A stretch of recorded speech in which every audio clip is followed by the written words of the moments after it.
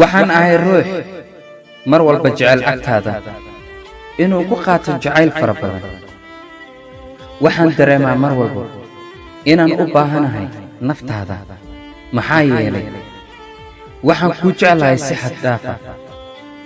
waqti xaadirkan waxaan dareemayaa xiise iyo jacayl. waxaan hawada inoo dhaxayso kuu soo marinayaa farxad, jacayl iyo dareen. hawalwelin waxaa tahay noloshayda. intaa adiga garabkayga joogto waxaan u haystaa inaan haysto farxadda dunida taallo. kama fogid agagaarka wadnahayga, mar kastana waan ku dareemaa. waxaana kuu dareemaa sida aan u dareemo garaaca wadnahayga. ma lihi xasuus, waayo xasuustii qalbigayga ayaa xaggaaga ku maqan.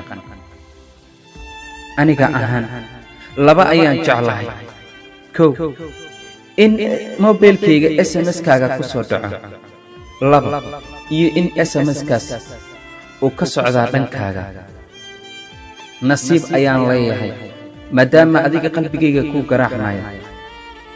waxaan tagaa meelaha doogga ama ubaxyada kala duwan ka soo baxaan.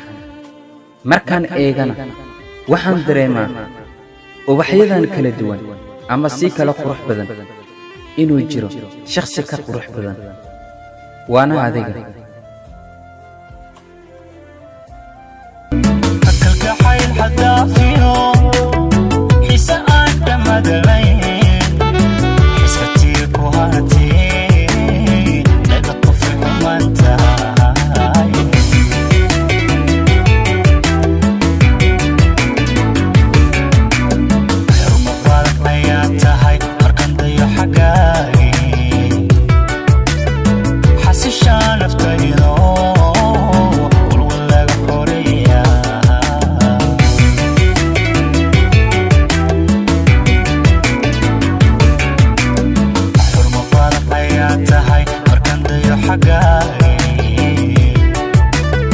حاسس نفتيدو